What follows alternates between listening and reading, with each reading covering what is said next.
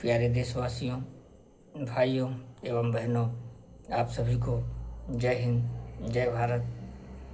भाइयों बहनों, मध्य प्रदेश के एक मंत्री श्री कैलाश विजयवर्गीय जी, उन्होंने कुछ दिन पहले भाई बहन के रिश्ते को लेके एक बयान दिया था। मुझे कोई अतिशयोक्ति नहीं है कि उन्होंने क्या कहा, क्योंकि निश्चित रूप से उनका यह बयान और इसके पहले बहुत से लोगों का ऊपर से नीचे तक जो राष्ट्रीय स्तर के बड़े बड़े नेता हैं, उन सब के बयानों का यदि तुलनात्मक अध्ययन आप और हम करें तो निश्चित रूप से यह सिद्ध होता है कि वर्तमान समय में भारत की स्थिति, चरित्र प्रधान भारत आज रसातल पर गिर गया है।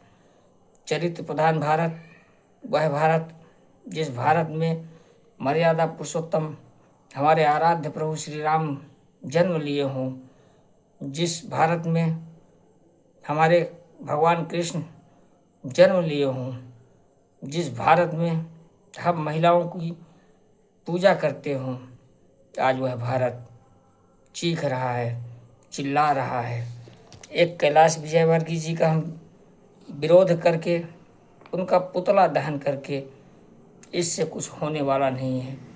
यदि हमें कुछ करना है तो देश के अंदर हर घर में, हर परिवार में, हर जगह कोने कोने में बैठे हुए हर एक उस कैलाश की विचारधारा वाले ऐसे लोगों को हमें सबक सिखाना होगा, हमें उन्हें समझाना होगा, हमें फिर से देश के नवयुवक को आगे लाना होगा, उन्हें भारत की संस्कृति और भारत के इतिहास को बताना होगा। तब जाकर हमें इस बात की खुशी होगी, तब जाके हम फिर से अपने भारत को और उसके पुराने गौरव को फिर से वापस ला सकते हैं। निश्चित रूप से भाई बहन के अटूट प्रेम के रिश्ते को यह सब नहीं समझ सकते हैं, इसलिए कि भारत की संस्कृति जिसे पता न हो, भारत का इतिहास जिसे पता न हो, भारत का वर्तमान जिसे पता न हो, मैं समझता हूँ कि उनका यह बयान हम सभी देश के नागरिकों के लिए आज गंभीर एक चिंता का विषय यह होना चाहिए कि चरित्र प्रधान भारत आज संकटों से घिरा हुआ है। आज हमारे देश की बहन बेटियाँ, हमारे देश की महिलाएं असुरक्षित हैं, स्वयं को असुरक्षित महसूस करती हैं। कब किसे क्या बोल दिया जाए, कब किसे क्या कह दिया जाए। और सबसे बड़ी बात तो उन्होंने संस्कृति की बात की कि भारत की संस्कृति और विदेश की संस्कृति। अरे भारत की संस्कृति की तो आप सब ने मिलकर ऐसी की तैसी कर दी। भारत की संस्कृति की पूरे विश्व में पूजा होती है, पूजा होती थी, होती है, लेकिन भारत की वर्तमान संस्कृति को आप लोगों ने 2014 से लेकर और अब तक इस तरह तहस और नहस कर दिया है कि पूरे विश्व के अंदर भारत की थू थू होने लगी है। यहाँ तक कि विदेश से जो लोग भारत आते हैं, उन्हें सोचना पड़ता है कि हम अपनी यात्रा जाएं या ना जाएं। निश्चित रूप से आज मैं देश के सभी नवयुवकों का आह्वान करता हूँ कि उठो, अब जागो, बहुत हो गया। देश को बचाने के लिए, देश की संस्कृति को बचाने के लिए, भारत को बचाने के लिए, भारत माता की रक्षा के लिए आप आगे आइए। राजनीतिक दल अपनी अपनी जगह राजनीतिक रोटियां सेकते रहेंगे, लेकिन यह देश रहेगा तो हम आप हैं, हम आप हैं तो हमारी पीढ़ियां सुरक्षित रहेंगी। आज हमारी वर्तमान पीढ़ियां खतरे में हैं। निश्चित रूप से उनके जीवन में बड़े बड़े आईएएस अफसर, बड़े बड़े पदों में बैठे हुए लोग अपनी जीवन लीला समाप्त कर लेते हैं, आत्महत्या कर लेते हैं। उन्हें जीने का शौक ही नहीं है। अधिकतर जगहों में देखा जाए तो भारत के ऐसे ऐसे लोग जो यह सुनकर रूह कांप जाती है कि आखिर उनके विचार, उनके मन में ऐसा क्या भर गया है। निश्चित रूप से देश के अधिकतर लोगों के मन में भय, डर इस तरह घुसा हुआ है, कब किसके जीवन के साथ क्या हो जाए इसकी कोई गारंटी नहीं। हमारा संवैधानिक देश है, हमारा विश्व का सबसे लोकप्रिय देश है। हमारे देश में संविधान है, हमारे देश में कानून है, हमारे देश में सबके लिए अलग अलग अपराधों का अलग अलग सज़ा है, लेकिन फिर भी लोगों के अंदर डर नहीं है। जो जब इच्छा होती है वह बोल देता है, वह कह देता है।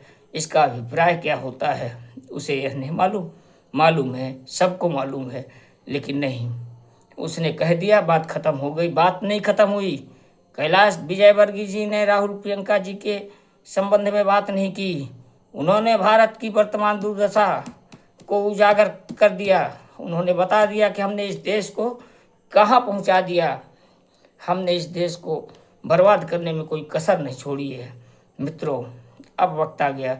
अगर इस देश को बचाना है, इस देश की संस्कृति को बचाना है, तो मैं देश के सभी युवाओं से हाथ जोड़कर नम्रतापूर्वक यह निवेदन करूंगा कि आप आगे आइए और देश के अंदर हर जगह, घर, गांव, गली, कस्बों, शहर में कैलाश जैसी विचारधारा के बैठे हुए लोगों को, उनके दिमाग को वॉशिंग मशीन की तरह स्वच्छ करने का एक प्रयास कीजिए और भारत को बचाने के लिए संकल्पित होकर भारत माता की जय बोलकर देश का एक हाथ में तिरंगा लेकर घर से निकलिए।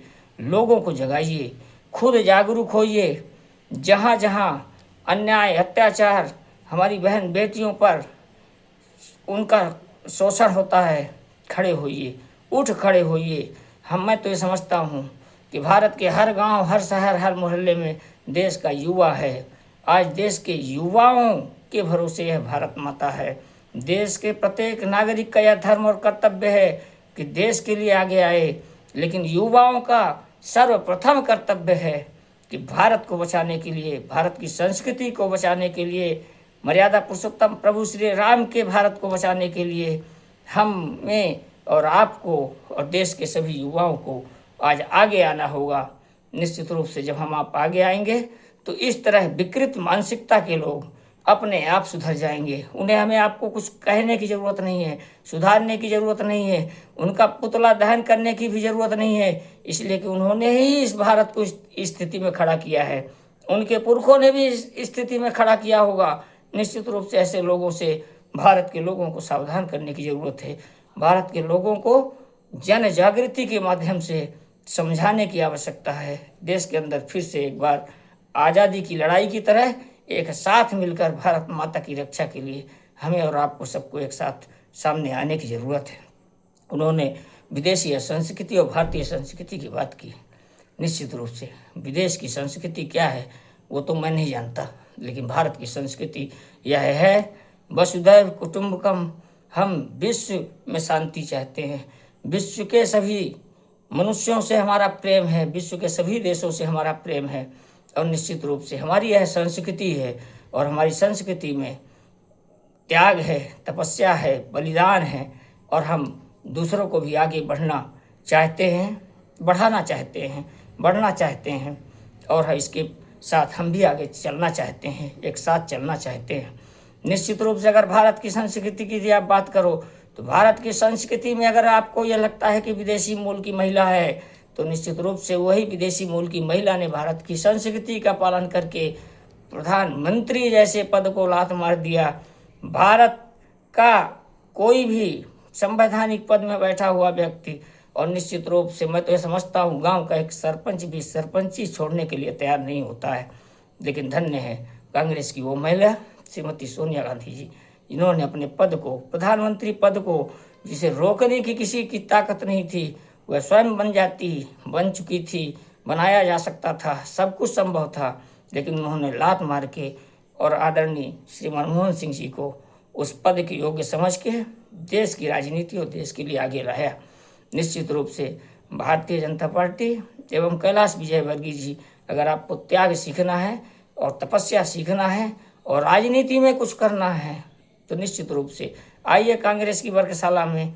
और निश्चित रूप से इंदिरा भवन बन गया है, वहाँ वर्गशाला, वहाँ इस तरह के क्लास चलते रहते हैं, वहाँ सीखिए। हमें कष्ट होता है, कष्ट सिर्फ इस बात का होता है कि कैलाश विजयवर्गीय जी के बयान की उतनी निंदा नहीं की जानी चाहिए, असहयोग किया जाना चाहिए। और कांग्रेस में अधिकतर लोग भारतीय जनता पार्टी से कैलाश विजयवर्गीय जैसे व्यक्तियों की मित्रता बनी हुई है। ऐसे व्यक्तियों को असहयोग करिए। गांधी जी ने असहयोग आंदोलन चलाया था, आप केवल व्यक्ति का असहयोग करिए। ऐसे व्यक्ति का जो दुराचार के भाव रखते हों, जो महिलाओं का अपमान करते हों, महिलाओं के लिए अभद्र भाषा का इस्तेमाल करते हों, इन्हें बहिष्कृत कीजिए, इनसे बोलचाल कम कीजिए, इनसे दूरी बनाइए। और ऐसे व्यक्ति से दूरी बना के समाज को ये संकेत दीजिए कि जो हमारे देश की बहन बेटियों महिलाओं का अपमान करेगा, उनके संबंध में इस तरह की भाषाओं का इस्तेमाल करेगा, हम उससे दूर रहेंगे। निश्चित रूप से ऐसे व्यक्तियों को सुधार का यही तरीका है। उन्होंने कहा हम उन्हें कुछ कहें, हम उनका पुतला दहन करें। कितने कैलाश जैसी मानसिकता के लोगों का आप पुतला दहन करोगे? नहीं कर पाओगे। आज आवश्यकता है जन जागृति की, लोगों के बीच में यह बताने की और लोगों को यह समझाने की। इसके लिए सबसे प्रमुख भूमिका देश के युवाओं की है। मैं सभी देश के युवाओं से निवेदन करूंगा कि देश के लिए आप जहां भी हों, देश के किसी भी कोने में हों, देश के सम्मान के लिए, देश की रक्षा के लिए, भारत माता की रक्षा के लिए आप आगे आइए। हमें अपने इतिहास को बचाना है। हमें अपने देश के महान शहीद नेताओं के बलिदान को याद करते हुए, उनके बलिदान को सार्थक करके अपने भारत माता की रक्षा करते हुए अपने आने वाली आगे की पीढ़ियों के भविष्य को सुरक्षित करना है, ताकि देश सुरक्षित रहे, हम सुरक्षित रहें।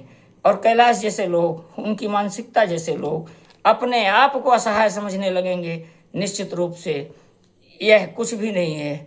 इनसे भी अधिकतर ऐसे ऐसे लोगों ने बयान दिया है जो अगर सोचा जाए तो रूह कांप जाती है। क्या दुर्दशा कर दी इन लोगों ने।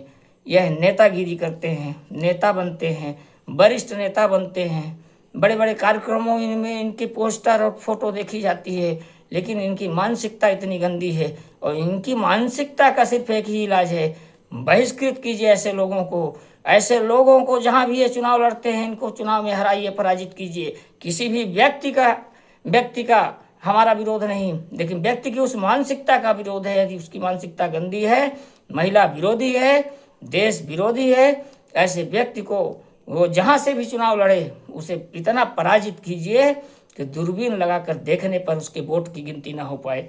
निश्चित रूप से इसकी यही सजा हो सकती है। पुतला दहन करने से और जिंदाबाद मुर्दाबाद करने से कुछ नहीं होगा।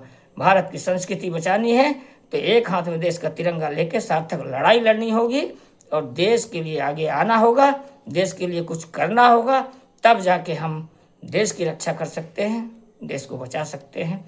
मैं सभी युवाओं से निवेदन करूंगा कि आइए देश के लिए एक साथ मिलकर कदम बढ़ाएं, आगे बढ़ें। सारे जहां से अच्छा हिंदुस्तान हमारा, हम बुलबुलें हैं इसके, ये गुलसिता हमारा, सारे जहां से अच्छा।